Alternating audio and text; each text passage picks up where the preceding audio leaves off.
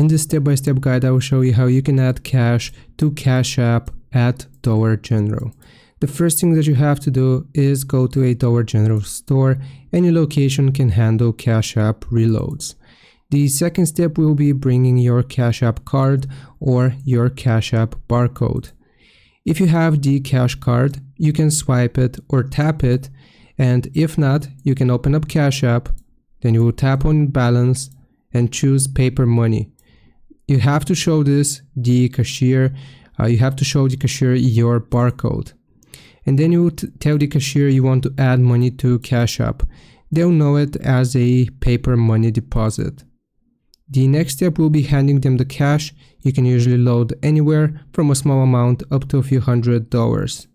They scan your barcode or cash card at the register and disconnects your payment to your account. Payments process instantly. The money should show up on your Cash App balance right away, and that is how you do it.